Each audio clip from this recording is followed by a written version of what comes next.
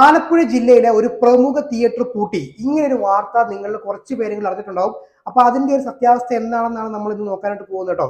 അപ്പോൾ ആദ്യം തന്നെ ഞാൻ പറഞ്ഞത് ആലപ്പുഴ ജില്ലയിലെ പ്രമുഖ തിയേറ്റർ എന്ന് മാത്രമാണ്. തിയേറ്ററിന്റെ പേര് ഞാൻ ഇവിടെ മെൻഷൻ ചെയ്യുന്നില്ല. കാര്യം ഇപ്പൊ ഈ പൂട്ടി എന്നുള്ള വാക്കിന് ഇവിടെ പ്രസക്തി ഇല്ല കേട്ടോ.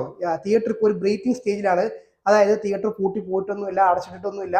ചില നിയമപരമായിട്ടുള്ള നടപടികൾ തിയേറ്ററിനെതിരെ സ്വീകരിച്ചിട്ടുണ്ടെന്നാണ് എനിക്ക് മനസ്സിലായിട്ടുള്ളത്.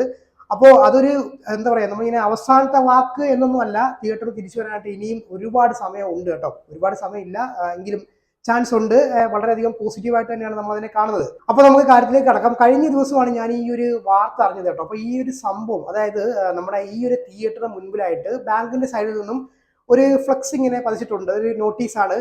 അപ്പോൾ ഈ ഒരു നോട്ടീസ് കണ്ടത് ഞാനിപ്പോൾ ഇവിടെ കാണിക്കാം. തിയേറ്ററിന്റെ ഫോട്ടോ ഞാൻ കാണിക്കുന്നില്ല, അത് ഞാൻ ക്രോപ്പ് ചെയ്തിട്ട് ഞാൻ കുറച്ച് സാധനങ്ങൾ ഒന്ന് മറച്ചിട്ടാണ് ഞാനിപ്പോൾ കാണിക്കുന്നത്. ബാങ്കിന്റെ പേര് ഞാൻ കാണിക്കുന്നില്ല, അത് നിങ്ങളൊന്ന് കണ്ടു നോക്ക്. അപ്പൊ ഇതിൽ പറഞ്ഞിരിക്കുന്നത്, this property is taken possession by the dash bank under SARFAESI act 2002. Trespassers will be prosecuted. അപ്പൊ നിങ്ങൾ കണ്ടല്ലോ, ഇങ്ങനൊരു നോട്ടീസാണ് ഇപ്പം തിയേറ്ററിന് മുൻപിൽ വന്നിരിക്കുന്നത്. അപ്പൊ ഇതിനകത്ത് എഴുതിയേക്കുന്ന കാര്യങ്ങൾ എന്തൊക്കെയാണ്, ഇതിന്റെ ഒരു വസ്തുത എന്താണ്, നിയമപരമായിട്ടുള്ള കാര്യങ്ങൾ എന്തൊക്കെയാണെന്നുള്ള കാര്യമാണ് നമ്മളിപ്പോൾ നോക്കാനായിട്ട് പോകുന്നത് കേട്ടോ. അപ്പോൾ ഇവിടെ കാണിച്ചിരിക്കുന്നത് സർഫാസി 2002 ആക്ട് പ്രകാരം ഈ ഒരു പ്രോപ്പർട്ടി ഇപ്പം ബാങ്ക് കൈവശപ്പെടുത്തിയിരിക്കുകയാണ്. അപ്പോൾ എന്താണ് ബാങ്കിന് എങ്ങനെയാണ് ഈ ഒരു ഇപ്പം തിയേറ്റർ ആണെങ്കിലും അല്ലെങ്കിൽ മറ്റ് സ്ഥാപനങ്ങളും വീടുകളും ഒക്കെ എങ്ങനെയാണ് ഇത് കൈപ്പറ്റാനുള്ള അവകാശം കൊടുക്കുന്നത് എന്നുള്ള കാര്യം നമുക്ക് നോക്കാം. അപ്പൊ ഇവിടെ ഒരു വാക്ക് നിങ്ങൾ കണ്ടല്ലോ, സർഫാസി 2002 ആക്ട്. അപ്പൊ അതിന്റെ വളരെ ഡീറ്റെയിൽ ആയിട്ട് കുറെ അധികം പറയാനായിട്ടുണ്ട്. നമുക്ക് പെട്ടെന്ന് നമുക്ക് മനസ്സിലാവുന്ന രീതിയിൽ വളരെ ചുരുക്കി എന്ന് പറയാം. നിയമപോരാട്ടമൊക്കെ നോക്കുകയാണെന്നുണ്ടെങ്കിൽ ഒരുപാട് കാര്യങ്ങൾ ഇതിന്റെ പുറകെയുണ്ട് കേട്ടോ. പെട്ടെന്ന് ഞാൻ ഒന്ന് പറയാം. അപ്പൊ ഈ സർഫാസി ആക്ട് 2002 മുമ്പായിട്ട് എന്താണ് സംഭവിച്ചതെന്ന് വെച്ച് കഴിഞ്ഞാൽ, നമ്മളിപ്പോൾ ഒരു ലോൺ എടുക്കുമ്പോൾ നമ്മൾ അതിന് ആധാരമായിട്ട് നമ്മൾ എന്തെങ്കിലും ഒരു പ്രോപ്പർട്ടിയോ അല്ലെങ്കിൽ എന്തെങ്കിലും നമ്മുടെ കയ്യിലുള്ള ഒരു ഈട് നമ്മൾ കൊടുക്കുമല്ലോ. അപ്പൊ ഈ ഒരു നിയമത്തിന് മുമ്പ് സംഭവിച്ചിട്ടുള്ള കാര്യം എന്താണെന്ന് വെച്ച് കഴിഞ്ഞാൽ, ഇപ്പോൾ നമുക്ക് തിരിച്ചടവ് അടയ്ക്കാനായിട്ട് പറ്റുന്നില്ല എന്നുള്ള അവസ്ഥയാണെന്നുണ്ടെങ്കിൽ ബാങ്ക് ഇത് ടേക്ക് ഓവർ ചെയ്യും. പക്ഷെ അതൊക്കെ കോടതി മുഖേനയാണ്. നമ്മൾ സിവിൽ കോടതിയിൽ പോയിട്ട് കുറെ വർഷങ്ങൾ വാദിച്ചിട്ടാണ് ബാങ്ക് ചിലപ്പം ഈ ഒരു പ്രോപ്പർട്ടി അവരുടെ പേരിലേക്ക് മാറ്റുന്നത്. കാര്യം ബാങ്കിന്റെ കാര്യം നമ്മൾ നോക്കുന്ന സമയത്ത് നമ്മളിപ്പോൾ ഇങ്ങനത്തെ സെറ്റ് ഈ ജപ്തി എന്നൊക്കെ കേൾക്കുമ്പോഴത്തേക്ക് നമ്മൾ പൊതുവെ ബാങ്കിനെയാണ് കുറ്റപ്പെടുത്താറുള്ളത്. പക്ഷേ അതിന് മുമ്പ് ഒരു സംഭവം ഉണ്ടല്ലോ, അതായത് നമുക്ക് പണം ആവശ്യമുള്ള സമയത്ത് നമ്മളെ ഹെൽപ്പ് ചെയ്ത് ബാങ്കാണ്. അപ്പോൾ അതുകൊണ്ട് തന്നെ നമ്മൾ തിരിച്ചടയ്ക്കാൻ പൂർണ്ണമായിട്ടും ഉത്തരവാദിത്തപ്പെട്ട ആൾക്കാർ തന്നെയാണ്. അപ്പോൾ അതുകൊണ്ട് തന്നെ നമ്മൾ തിരിച്ച് പണം അടയ്ക്കണം, ഇല്ലെന്നുണ്ടെങ്കിൽ ബാങ്കിന് അത് റിക്കവർ ചെയ്യേണ്ടതായിട്ട് വരും. അപ്പൊ അങ്ങനെ ഒരു സിറ്റുവേഷൻ ഉണ്ട്. ഇതിപ്പോ അങ്ങനെ സംഭവിച്ചില്ല എന്നുണ്ടെങ്കിൽ നിങ്ങൾ ആലോചിച്ച് നോക്കിയാൽ നമ്മുടെ ബാങ്കിങ് സെക്ടർ തന്നെ മൊത്തത്തിൽ തകരുകയും നമ്മുടെ സാമ്പത്തിക വ്യവസ്ഥയെ വളരെയധികം ബാധിക്കുകയും ചെയ്യും. അപ്പൊ നമ്മുടെ ഈ ഒരു സർഫാസി 2002 ആക്ടിന് മുമ്പായിട്ട് ഇങ്ങനെ കോടതിയിലൊക്കെ പോയി കുറെ അധികം സമയമൊക്കെ എടുത്തിട്ടാണ് ബാങ്ക് ഈ ഒരു പ്രോപ്പർട്ടിയൊക്കെ ഇങ്ങനെ വരുന്ന പ്രോപ്പർട്ടികളൊക്കെ പ്ലഡ്ജ് ചെയ്തെടുക്കുന്നത്. പക്ഷേ ഈ ഒരു നിയമത്തിൽ പറയുന്ന കാര്യം എന്താണെന്ന് വെച്ച് കഴിഞ്ഞാൽ, ഇവിടെ ബാങ്കിന് പൂർണ്ണ അധികാരം കോടതി കൊടുക്കുകയാണ്. അതായത് ബാങ്കിന് നേരിട്ട് നമുക്ക് ഇങ്ങനെ വസ്തുവകകളൊക്കെ കൈവശം വെക്കാനുള്ള അവകാശം കൊടുക്കുകയാണ്. പക്ഷെ അത് വെറുതെ അങ്ങ് ഒരു ബാങ്കിന് നിങ്ങൾ ആലോചിച്ച് നോക്കിയേ, വെറുതെ നിയമത്തിന്റെ ഒരു ഇല്ലാതെ വെറുതെ ബാങ്കിന് കയറി പ്ലഡ്ജ് ചെയ്യാനുള്ള ഒരു ഓപ്ഷനും ഇല്ല. അതിന് കുറെ അധികം സാധ്യതകളുണ്ട് കേട്ടോ. അപ്പൊ അതിന്റെ കാര്യങ്ങളാണ് നമ്മളിന്ന് പറയാനായിട്ട് പോകുന്നത്. അപ്പോഴേ ബാങ്കിന് എന്തുകൊണ്ടാണ് ഇത്രയും പൂർണ്ണ ഒരു അധികാരം കൊടുക്കുന്നത് ചോദിച്ചു കഴിഞ്ഞാൽ, ബാങ്കിങ് സെക്ടർ എന്ന് പറഞ്ഞു കഴിഞ്ഞാൽ വളരെയധികം പവർഫുൾ ആയിട്ട് നമ്മുടെ സാമ്പത്തിക വ്യവസ്ഥയെ വളരെയധികം ബാധിക്കുന്ന ഒരു പവർഫുൾ ആയിട്ടുള്ള ഒരു സോഴ്സ് തന്നെയാണ്. അപ്പൊ അതുകൊണ്ട് തന്നെ അത് നിലനിൽക്കേണ്ട ഒരു ആവശ്യകത ഉണ്ട്. ഇപ്പം നമ്മുടെ കാര്യം തന്നെ നോക്കുകയാണെന്നുണ്ടെങ്കിൽ നമ്മുടെ കയ്യിലൊന്നും പൈസ ഉണ്ടായിട്ടല്ല നമ്മൾ വീട് വാങ്ങിക്കുന്നതും കാർ വാങ്ങിക്കുന്നതൊക്കെ. ബാങ്ക് നമുക്ക് പണം തന്നിട്ട് തന്നെയാണ്. അപ്പോൾ ഇത് തിരിച്ചവർക്ക് റിക്കവർ ചെയ്തെടുക്കണമല്ലോ. അപ്പൊ അങ്ങനെ ഒരു സംഭവമൊക്കെ ഉണ്ട്. അതിന് പുറകിൽ കുറെ ഉണ്ട് കേട്ടോ. അത് വിശദമായിട്ട് പറയുന്നില്ല. അപ്പൊ ഞാൻ ചുരുക്കി പറയുകയാണെന്നുണ്ടെങ്കിൽ, ഇപ്പൊ നമ്മുടെ ഈ സർഫാസി 2002 ആക്ട് പ്രകാരം ബാങ്കിന് ഇതുപോലെ ഈട് വെച്ചിട്ടുള്ള വസ്തുക്കൾ നേരിട്ട് കൈവശം വെക്കാനുള്ള അവകാശമുണ്ട്. അതിന്റെ കണ്ടീഷൻ എന്തൊക്കെയാണെന്ന് നമുക്ക് നോക്കാം. അപ്പോഴേ നമ്മളിപ്പം ഇതുപോലെ ഒരു പ്രോപ്പർട്ടി ലോണൊക്കെ എടുക്കുകയാണെന്നുണ്ടെങ്കിൽ നമ്മൾ ഈട് വെച്ചിട്ടാണ് എടുക്കുന്നത്. അപ്പം ഇവിടെ എന്താണ് സംഭവിക്കുന്നത് വെച്ച് കഴിഞ്ഞാൽ, നമ്മളൊരു 3 മാസത്തെ EMI നമ്മൾ അടയ്ക്കാനായിട്ട് നമ്മുടെ സൈഡിൽ നിന്ന് വരുവാണെന്നുണ്ടെങ്കിൽ, അതായത് മുടങ്ങുവാണെന്നുണ്ടെങ്കിൽ ബാങ്കിന് ആക്ഷൻ എടുക്കാനുള്ള ഓപ്ഷൻ ഉണ്ട്. അതും നേരിട്ട് വന്ന് വീട്ടുകാരെ എല്ലാം ഇറക്കി അല്ലെങ്കിൽ തിയേറ്ററിലെ ആൾക്കാരെയൊക്കെ ഒഴിവിച്ച് പെട്ടെന്ന് പ്ലഡ്ജ് ചെയ്തുകൊണ്ട് പോകുന്ന ഒരു അവസ്ഥയല്ല പറയുന്നത്. അതിന് കുറച്ച് കാര്യങ്ങളൊക്കെ ഉണ്ട്. അപ്പം ആദ്യം ഈ 3 മാസത്തെ EMI മുടങ്ങി കഴിഞ്ഞാൽ തന്നെ ബാങ്കിന്റെ സൈഡിൽ നിന്നും ആദ്യം നമുക്കൊരു നോട്ടീസ് വരും. അപ്പൊ ആ ഒരു നോട്ടീസിൽ കാര്യങ്ങളൊക്കെ വിശദമായിട്ട് പഠിച്ചിട്ട് നമ്മുടെ സൈഡിൽ നമുക്ക് എന്ത് കാര്യമാണ് പറയാനുള്ളത് അത് നമ്മൾ തിരിച്ചയക്കുക, അല്ലെങ്കിൽ അതിനെ നമ്മൾ റിജക്ട് ചെയ്യാനുള്ള ഓപ്ഷൻ ഉണ്ട്. പക്ഷെ അതിനൊക്കെ കുറെ നിയമപരമായിട്ടുള്ള കാര്യങ്ങളൊക്കെ ഉണ്ട്. അതൊക്കെ ചെയ്യുക എന്നുള്ളതാണ്. അപ്പോൾ ആദ്യം ഈ ഒരു കാര്യം പൂർത്തീകരിക്കണം. അപ്പോൾ ആ ഒരു പ്രൊസീജിയേഴ്സ് ഒക്കെ കഴിഞ്ഞിട്ടാണ് ഇതിന്റെ ഒരു പ്രാരംഭഘട്ടം, അതായത് ഈ ഒരു പൊസഷൻ എന്ന് പറയുന്നത്, നമ്മൾ കൈവശം വെക്കുക എന്ന് പറയല്ലോ, അതിന്റെ ഒരു പ്രാരംഭഘട്ടം എന്നുള്ള നിലയിലാണ് നമ്മുടെ പ്രോപ്പർട്ടിയുടെ മുമ്പിൽ അവർ നോട്ടീസ് പതിപ്പിക്കുന്നത്.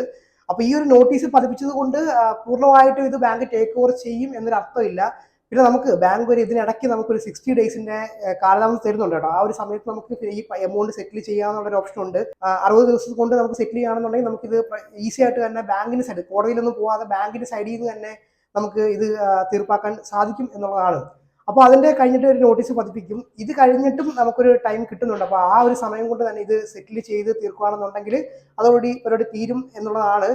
പക്ഷെ അതും കഴിഞ്ഞിട്ടില്ല എന്നുണ്ടെങ്കിൽ ആ അവസ്ഥ വരുവാണെങ്കിലാണ് ഇത് പിന്നെ സെയിലിലേക്ക് പോകുന്നത്. അതിനും പിന്നെയും കുറെ ക്രൈറ്റീരിയകളൊക്കെ ഉണ്ട്. എമൗണ്ട് എത്ര വേണം എന്നുള്ളതൊക്കെ നമ്മൾ ഡിസ്കസ്, അങ്ങനെ കുറെ കാര്യങ്ങളൊക്കെ ഉണ്ട്. അപ്പോൾ നമ്മൾ ഇപ്പോഴത്തെ ഒരു കാര്യം നോക്കുകയാണെന്നുണ്ടെങ്കിൽ ഇപ്പൊ ഈ ഒരു തിയേറ്ററിന് മുമ്പിൽ പതിച്ചിരിക്കുന്ന ഈ ഒരു നോട്ടീസ് മാത്രമാണ് കേട്ടോ. അപ്പൊ അതുകൊണ്ടാണ് ഞാൻ ഈ ഒരു തിയേറ്ററിന്റെ പേര് എടുത്ത് പറയാത്തത്. അപ്പോൾ ആലപ്പുഴ ജില്ലയിൽ തന്നെ വളരെ ഫേമസ് ആയിട്ടുള്ള തിയേറ്ററാണ്. നമ്മൾ ആ ഒരു തിയേറ്ററിൽ പോയിട്ട് വീഡിയോ ചെയ്തിട്ടുണ്ട്. അപ്പോൾ അവിടെ നമ്മൾ അന്ന് പോയ സമയത്ത് അവിടുത്തെ ജീവനക്കാരുടെ സൈഡിൽ നിന്ന് വളരെ വളരെ ഡീസന്റ് ആയിട്ടുള്ള ഒരു പ്രതികരണമാണ് നമുക്ക് കിട്ടിയത്. നമ്മൾ അന്ന് പോയ സമയത്ത് നമുക്കൊരു അകത്തെ ഇന്റീരിയർ ഒക്കെ ഷൂട്ട് ചെയ്യുന്ന സമയത്ത് ലൈറ്റ് ഇല്ലായിരുന്നു. അപ്പോൾ അവർ ലൈറ്റൊക്കെ ഇട്ട് തന്നു. അത്രയും വളരെ നല്ല ആൾക്കാർ തന്നെ ആയിരുന്നു. അപ്പോൾ ഈ ഒരു വാർത്ത കണ്ടപ്പോഴേ ഞാൻ പെട്ടെന്ന് ഞെട്ടിപ്പോയി. അപ്പൊ ഇത് കണ്ടപ്പോൾ തന്നെ ഞാൻ ആദ്യം ഇവരുടെ ഒഫീഷ്യൽ ആയിട്ടുള്ള ഫേസ്ബുക്ക് പേജിൽ കയറി നോക്കിയ സമയത്ത് ഞാൻ കണ്ടത് 5 ദിവസം മുൻപ് വരെ വളരെ ആക്റ്റീവായിട്ടാണ് അവർ അവരുടെ പേജ് ഹാൻഡിൽ ചെയ്തിരിക്കുന്നത്. ഏറ്റവും പുതിയ റിലീസ് സിനിമകൾ വരെ അതിന്റെ ഡീറ്റെയിൽസ് ആണ് കൊടുത്തിരിക്കുന്നത്. സിനിമയുടെ ഷോർട്ട് ടൈം ഒക്കെയാണ് കൊടുത്തിരിക്കുന്നത്. പിന്നെ അതുപോലെ തന്നെ അവരുടെ ഈ അടുത്തായിരുന്നു അവരുടെ 6 വർഷം കംപ്ലീറ്റ് ആയത് കേട്ടോ. അപ്പൊ ഇങ്ങനത്തെ കാര്യങ്ങളൊക്കെ ഉണ്ടായിരുന്നു. അപ്പം ഇങ്ങനൊരു സാഹചര്യത്തിലാണ് പെട്ടെന്ന് ഈ ഒരു വാർത്ത കണ്ട സമയത്ത് ചെറുതായിട്ടൊന്ന് ഷോക്കായി പോയി കേട്ടോ. അപ്പോൾ ഈ ഒരു വാർത്ത കേട്ടിട്ടുള്ള ആൾക്കാർ മനസ്സിലാക്കേണ്ട ഒരു കാര്യം എന്ന് വെച്ചാൽ തിയേറ്റർ ഇതുവരെയായിട്ട് പൂട്ടി പോയിട്ടില്ല. ഇനിയും തിയേറ്ററിന് ശക്തമായിട്ട് തിരിച്ചു വരാനുള്ള ഒരു കേപ്പബിലിറ്റി ഉണ്ട്. അപ്പോൾ തിയേറ്റർ അധികൃതർ ആരെങ്കിലും ഈ ഒരു വീഡിയോ കാണുകയാണെന്നുണ്ടെങ്കിൽ പൂർണ്ണമായിട്ടും തിരിച്ചു വരിക. കാര്യം ഈ ഒരു തിയേറ്റർ ആ ഒരു സ്ഥലത്ത് വേണം. അതായത് ആ ഒരു നാട്ടിലെ ഏറ്റവും പ്രധാനപ്പെട്ട ഒരു ലാൻഡ്മാർക്ക് തന്നെയാണ് ഈ ഒരു തിയേറ്റർ എന്ന് പറഞ്ഞു കഴിഞ്ഞാൽ. അപ്പോൾ നിങ്ങൾ പൂർവാധിക ശക്തിയോടെ തിരിച്ചു വരിക. ഇനി ഇൻ കേസ് ഇപ്പം സാമ്പത്തിക ബാധ്യത ഒരുപാട് കൂടി നമ്മുടെ കയ്യിൽ നിന്ന് പോയി അങ്ങനത്തെ ഒരു അവസ്ഥയാണെന്നുണ്ടെങ്കിൽ നിങ്ങൾ ഒന്നുകൊണ്ടും പേടിക്കേണ്ട. ഇൻ കേസ് സെയിലിലേക്ക് പോയാലും അത് അതിന്റെ വഴിക്ക് വിടുക എന്നുള്ളതാണ്. മാക്സിമം നിങ്ങൾ കോൺഫിഡൻസോട് നിൽക്കുക. പിന്നെ വേറെ കാര്യം എന്ന് വെച്ച് കഴിഞ്ഞാൽ ഒരു പക്ഷേ ഏറ്റവും വലിയ അടികൾ കിട്ടുന്ന സമയത്താണ് ഈ ഹീറോസ് ഒക്കെ ജനിക്കുക നമ്മൾ പറഞ്ഞത്. വെറുതെ സിനിമ ഡയലോഗ് അടിക്കുകയല്ല, അതൊരു സത്യമായ കാര്യം തന്നെയാണ്. അതായത് ഏറ്റവും മോശം അവസ്ഥയിൽ നിൽക്കുമ്പോഴാണ് നമ്മുടെ കേപ്പബിലിറ്റി നമുക്ക് തിരിച്ചറിയുന്നത്, നമ്മൾ ആരാണ് നമുക്ക് തിരിച്ചറിയാൻ പറ്റുന്നത്. ആ ഒരു സമയത്താണ് നമ്മൾ ഏറ്റവും കൂടുതൽ പവർഫുൾ ആയിട്ട് തിരിച്ചു വരുന്നത്. അപ്പം ഇത് ഈ ഒരു തിയേറ്റർ ഓർഡറിനെ സംബന്ധിച്ച് വളരെ വലിയൊരു കംബാക്ക് ആയിട്ട് തന്നെ മാറട്ടെ. കാര്യം അദ്ദേഹത്തിന്റെ ലൈഫിൽ ചിലപ്പോൾ ഏറ്റവും വലിയൊരു സംഭവമായിരിക്കും, ചിലപ്പോൾ അല്ലായിരിക്കാം. എന്താണെന്നുണ്ടെങ്കിലും ഏറ്റവും ശക്തമായിട്ട് തന്നെ തിരിച്ചു വരാനായിട്ട് ശ്രമിക്കുക. എന്ത് സംഭവിക്കട്ടെ അത് അങ്ങനെ വിടുക. വേറെ എന്താ പറയുക, വേറെ മാനസികമായിട്ട് നിങ്ങൾ ഡൗൺ ആയി പോകാതെ ഇപ്പം അയ്യോ എനിക്കൊരു ദുരഭിമാനം എന്ന് പറയുന്ന സാധനമാണ് നമ്മളിങ്ങനെ ഹോണ്ട് ചെയ്യുന്നത്. അപ്പം അതൊക്കെ അങ്ങോട്ട് മാറ്റി വെച്ചിട്ട് വളരെ കൂളായിട്ട് എന്താ പറയുക, ഇനിയിപ്പോൾ ഇൻ കേസ് പോയാലും സാരമില്ല, ഏറ്റവും ശക്തമായിട്ട് തന്നെ തിരിച്ചുകൊണ്ട് ശ്രമിക്കുക. ഒന്നുമില്ല, ഒന്നുകൊണ്ടും പേടിക്കേണ്ട. പിന്നെ ഈ ഒരു തിയേറ്റർ ഓണർ ഒരു ആഴ്ചയും കൂടെ നീട്ടി സമയം ചോദിക്കുകയാണെന്നുണ്ടെങ്കിൽ ഏറ്റവും വലിയൊരു സുവർണ്ണ കാലഘട്ടമാണ് വരാൻ പോകുന്നത്. കാര്യം 3 സിനിമകളാണ് റിലീസിനുള്ളത്. ഒന്ന് നേരുണ്ട്, ഡങ്കിയുണ്ട്, സലാറുണ്ട്. ഈ 3 സിനിമയിൽ ഏതെങ്കിലും ഒരു ഒറ്റ സിനിമ ഹിറ്റ് അടിച്ചാൽ തന്നെ തിയേറ്ററിന്റെ കാര്യത്തിൽ തീരുമാനമാകും. കാര്യം അത്രയും നല്ലൊരു ഫണ്ട് കാര്യങ്ങളൊക്കെ തിയേറ്ററിലേക്ക് തിരിച്ചു വരാനുള്ള എല്ലാവിധ സാധ്യത ഉണ്ട് കേട്ടോ. അപ്പോൾ അതുകൊണ്ട് ഈ ഒരു അവസരം ബാങ്കിനോട് ചോദിച്ച് മേടിക്കുക എന്നുള്ളത് ഓർഡർ ഒന്ന് ശ്രദ്ധിക്കേണ്ട കാര്യമാണ്. കാര്യം വളരെ നല്ലൊരു കളക്ഷൻ എന്തായാലും തിയേറ്ററിന് ഈ ഒരു അടുത്ത ആഴ്ച കൊണ്ട് കിട്ടും എന്നുള്ള കാര്യത്തിൽ യാതൊരു സംശയവും വേണ്ട. അപ്പോൾ പൂർണ്ണ ശക്തമായിട്ട് തന്നെ തിയേറ്റർ തിരിച്ചു വരട്ടെ. ഈ ഒരു തിയേറ്റർ ഞാൻ വീണ്ടും വീണ്ടും പറയുകയാണ്, ഈ ഒരു തിയേറ്റർ അവിടെ വേണം. ഒരു എന്താ പറയുക, നാട്ടുകാരുടെ കണ്ണി പൊടിയിടുന്ന ഒരു തട്ടിക്കൂട്ട് തിയേറ്റർ അല്ല ഇത്. അത്യാവശ്യം സീറ്റിംഗ് കപ്പാസിറ്റി ഉള്ള ഡീസന്റ് സ്പെക്ക് കൊടുത്തിട്ടുള്ള വളരെ മികച്ച സ്പെക്ക് കൊടുത്തിട്ടുള്ള ഒരു തിയേറ്റർ തന്നെയാണ്. അപ്പോൾ അതുകൊണ്ട് തന്നെ ഇപ്പൊ ഈ ഒരു വാർത്ത അറിഞ്ഞിട്ടുള്ള ആൾക്കാരാണെന്നുണ്ടെങ്കിൽ ഈ തിയേറ്റർ തിരിച്ചു വരുന്ന സമയത്ത് മാക്സിമം സപ്പോർട്ട് ചെയ്യുക, അതിന്റെ കൂടെ തന്നെ നിൽക്കുക. കാര്യം നിങ്ങൾക്ക് അറിയാലോ, നമ്മുടെ നാട്ടിലൊരു തിയേറ്റർ ഉള്ളതെന്ന് പറഞ്ഞു കഴിഞ്ഞാൽ അതൊരു അസറ്റ് തന്നെയാണ്. അതും നല്ല സ്പെക്കോട് കൂടിയ നല്ല വിശാലമായ തിയേറ്റർ ആണെന്നുണ്ടെങ്കിൽ അതൊരു ലാൻഡ്മാർക്ക് തന്നെയാണ്. ഒരു നാടിന്റെ ലാൻഡ്മാർക്ക് തന്നെയാണ്. തിയേറ്ററിന്റെ അധികാരികൾ ആരെങ്കിലും വീഡിയോ കാണുകയാണെന്നുണ്ടെങ്കിൽ പൂർണ്ണമായിട്ടും തിരിച്ചു വരിക. ഇപ്പൊ ഞാൻ എന്തുകൊണ്ടാണ് തിയേറ്ററിന്റെ പേര് പറയുന്നത് വെച്ച് കഴിഞ്ഞാൽ, ഇപ്പൊ നമ്മൾ മുമ്പ് നമ്മുടെ അപ്സര തിയേറ്റർ പൂട്ടിയിട്ടുണ്ട്, പിന്നെ വേറെ നമ്മുടെ ട്രിവാൻഡ്രത്ത് 1-2 തിയേറ്റേഴ്സ് ഒക്കെ പൂട്ടിയിട്ടുണ്ട്. അപ്പോൾ അതിന്റെയൊക്കെ പേരെടുത്ത് പറഞ്ഞിട്ടുണ്ട്. കാര്യം അത് ക്ലോസ് ആയി, അതോടുകൂടി ആ ഒരു ചാപ്റ്റർ കഴിഞ്ഞു എന്നുള്ളതാണ്. പക്ഷേ ഇവിടുത്തെ കാര്യം എന്ന് പറഞ്ഞാൽ അങ്ങനല്ല. ഇതിപ്പം തിയേറ്റർ തിരിച്ചു വരാനുള്ള ഒരുപാട് സാധ്യതകൾ ഉണ്ട് കേട്ടോ. നിലവിൽ നിൽക്കുന്ന ഒരു സാഹചര്യം ആയതുകൊണ്ടാണ് ഞാൻ തിയേറ്ററിന്റെ പേര് പറയാത്തത്. അപ്പോൾ അത്രയൊക്കെ ഉള്ളൂ. അപ്പോൾ വളരെ ഹാപ്പി ആയിട്ട് തന്നെ എല്ലാം അവസാനിക്കട്ടെ എന്ന് നമുക്ക് പ്രാർത്ഥിക്കാം.